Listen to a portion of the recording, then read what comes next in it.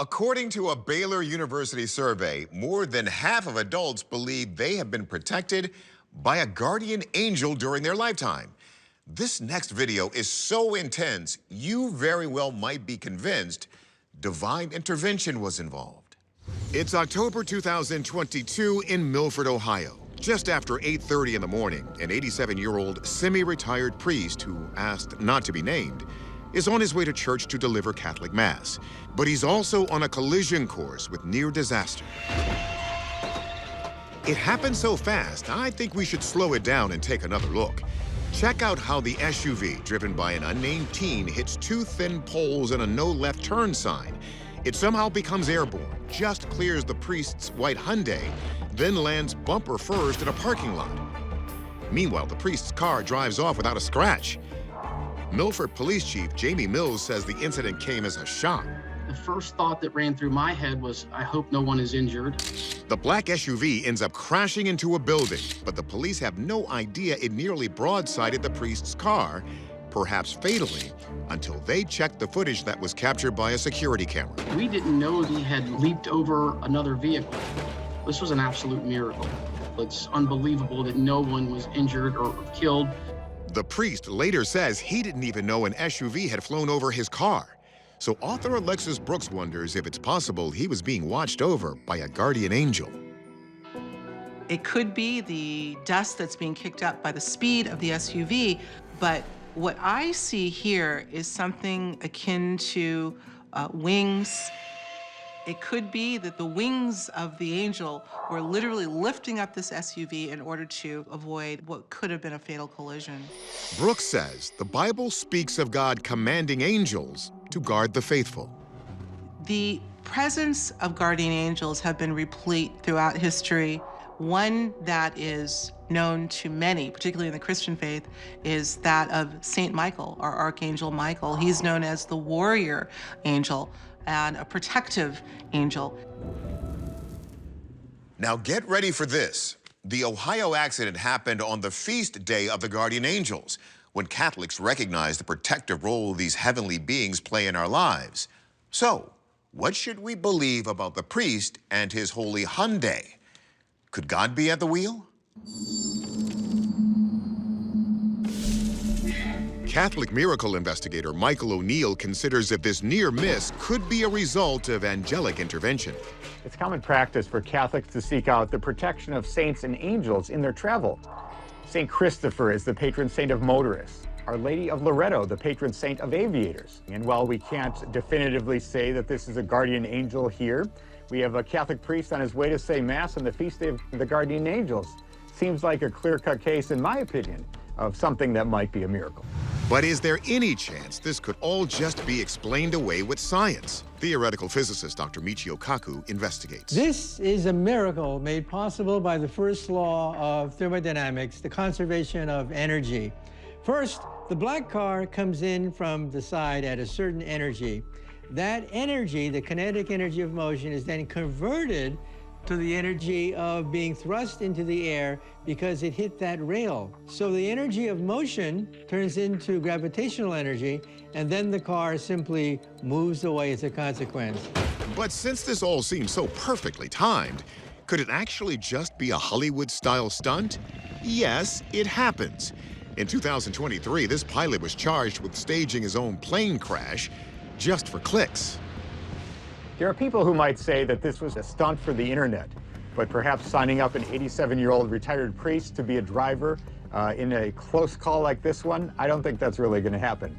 And Kaku says the circumstances of the crash fully rule out something intentional. The driver in the black car, a kid, had an epileptic fit, and so that's why he lost control of the car. I think what we're looking at is a miracle. According to the laws of physics, everything had to be just right, and that's what happened. This video was one crazy ride. Our verdict? This is a possible miracle. If one of the world's top physicists just said so, we're in no position to contradict him. Maybe it was just good luck, or maybe an angel intervened. We won't argue with whatever you choose to believe. Hobbs, New Mexico. Parishioners are attending Mass at Our Lady of Guadalupe Catholic Church. Toward the end of the service, people start to notice something strange happening with the statue of the Virgin Mary. The worshipers get out their cell phones and start recording.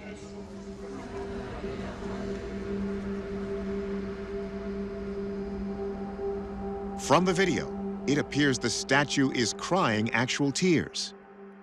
Take a closer look at the cheek. Many of those who see the video believe this is a supernatural event. And this is not the first time something like this has happened. Religious scholar Diana Pasolka says this tradition goes back centuries.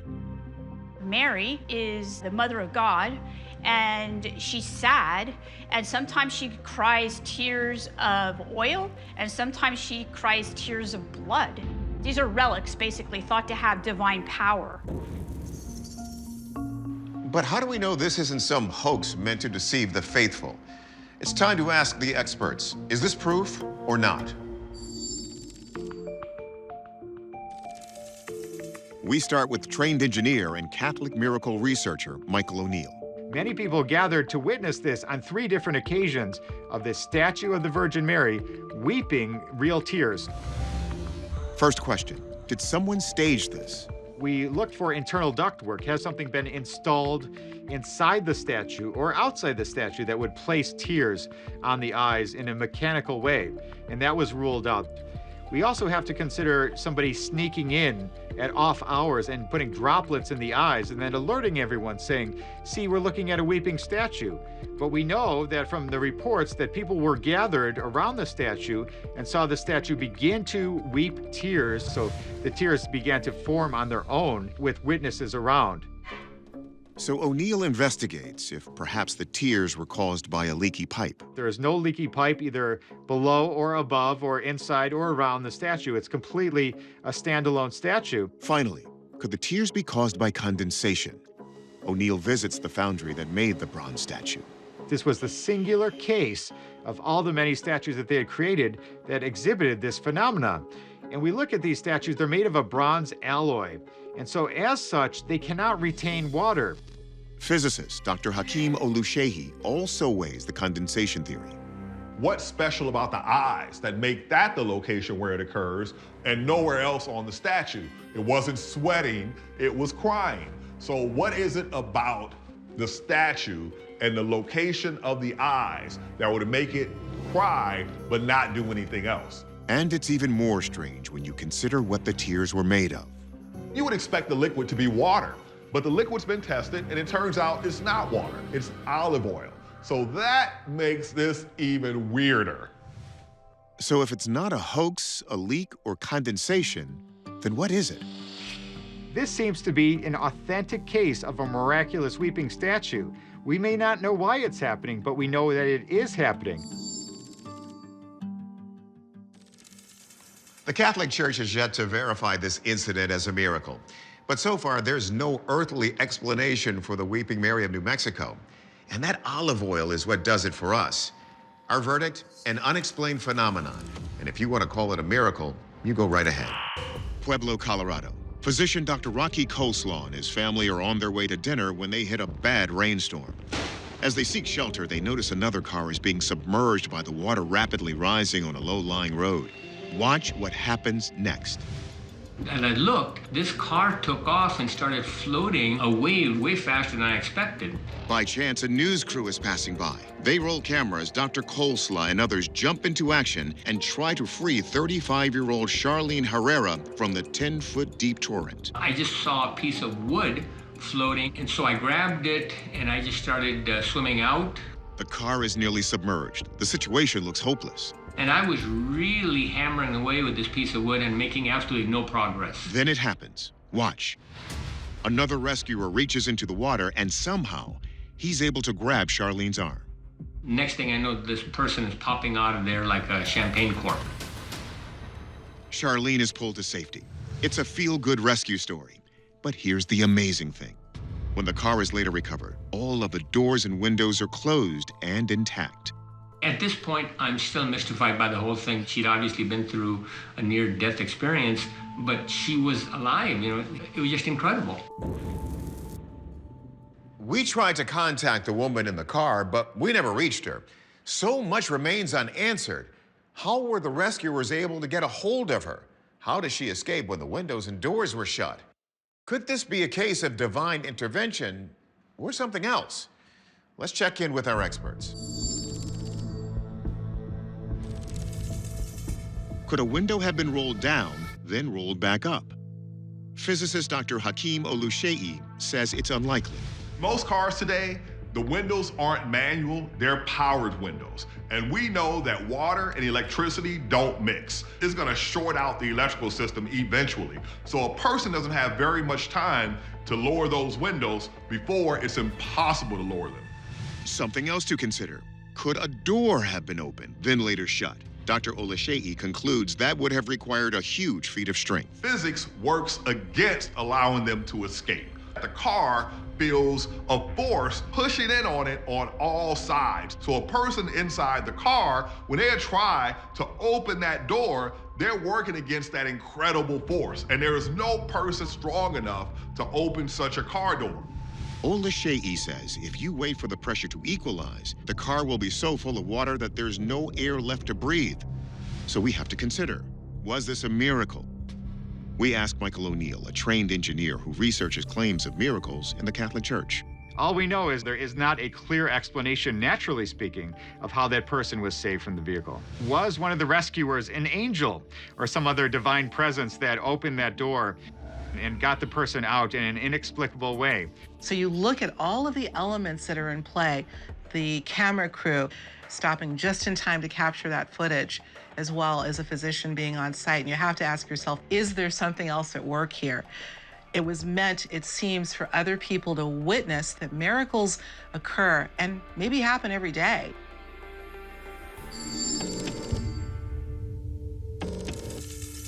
There is a gap of time between the driver being rescued and the car being pulled out. So there's a small chance an open window or door could have closed somehow during that time. But I'm going with our physicist. That's highly unlikely because of the water pressure. So until we get more information, our verdict is possible miracle. It's 1987 in a suburb of Damascus, Syria. 23-year-old Myrna Nazor is experiencing a strange affliction. If you're squeamish about blood, you might want to cover your eyes. With the cameras rolling, Myrna lies in bed as blood pours out in a cross shape across her forehead and down her nose. There are also painful, bloody cuts on the palms of her hands and the tops of her feet. Myrna says these mysterious marks first appeared in 1983 when she was 19 years old and a new bride. يعني أنا بعد ميرنا مثل ما هي، بس بالإضافة إنه أنا عندي رسالة ربنا اختارني لحتى أنا أوصلها. رسالة العذراء ويسوع هي وحدة الكنيسة. Myrna says that after this first incident, these strange wounds appeared again on the next 4 Holy Thursdays, when the Orthodox and Catholic Easters lined up, each time lasting for only about 3 hours. في أطباء كتير فحصوا جروحات، فحصوا العمق تبعهم، فحصوا الدم اللي طلع مني كمان من الجروحات. كلهم بيقولوا إنه ما في أي تفسير طبي. Author Alexis Brooks says many believe that what Myrna has experienced over the years is an example of stigmata. The term stigmata basically is a process in which individuals can exude blood from their hands, the crown of their head or forehead. These wounds correspond with the wounds Christ received from being nailed to the cross by his hands and feet and being forced to wear a crown of thorns on his head, according to the Bible. The phenomenon has been noted throughout history. Probably one of the most famous is St. Francis of Assisi, who was said to exude blood from the palms of his hands as well. A more recent reported case is from the 20th century in Italy. In 1918, an Italian priest by the name of Padre Pio was said to have blood emerge from his hands and feet. Interestingly, it said that the blood that emerged from his hands smelled of roses. The smell of roses is the odor of sanctity. As the debate continues on the miraculous nature of these events, the Vatican has announced a new dedicated commission that will investigate mystical phenomena around the world. The center will look into weeping statues of the Virgin Mary, stigmata, and other apparitions. For now, let's see what our experts conclude about Myrna's recurring wounds. First, Dr. Ed Hope considers if Myrna's condition could be psychosomatic. Psychosomatic medicine deals with medicine where the symptoms turn out to be to do with something psychological. It certainly could cause the symptoms of pain, but what it's not going to cause is this bleeding here that would not be possible just from a psychological problem. So since her condition is clearly physical, could Myrna be suffering from a rare medical condition? One disease that can cause blood to come out of nowhere is hematohydrosis, which basically means blood coming from the sweat glands. The tiny blood vessels around the sweat ducts end up breaking open and the blood ends up coming out on the surface of the skin. I don't think is what's going on here because we can see a direct area that the blood's coming from rather than a diffuse area that you'd get if you were bleeding from your sweat. So since Myrna has visible wounds, is it possible they were self-inflicted? We have to think of the possibility of a factitious disorder imposed on oneself. This is where people feign medical conditions in order to get the attention of medical professionals and medical care. Hope says that can be pulled off using carbolic acid. It's a highly caustic and corrosive substance that would burn the skin and cause death of the skin tissue. And Dr. Hope sees some notable differences between Myrna's wounds and those of Christ on the cross. When we really think about what Jesus would have actually experienced, it would have been a puncture wound. He had nails driven through his hands, rather than this very thin laceration here, which looks like it's been created by a very small and sharp blade. But Catholic miracle researcher Michael O'Neill points out that all the evidence is caught on camera. Because they know exactly the dates when it will happen, and scientists and doctors have been able to test and videotape these occurrences, they can see that there is no wound, and then the camera shows the wound appearing and the wound closing. There's absolutely no chance that this is her inflicting the wounds on her own body. This seems to be an authentic case of stigmata. Our verdict. The Vatican has thus far made no official judgment, but based on the film documentation and eyewitness accounts of Myrna's experiences, we're deeming this a possible miracle. Yet there is still not quite enough irrefutable evidence to confirm Myrna's claims of being marked by God.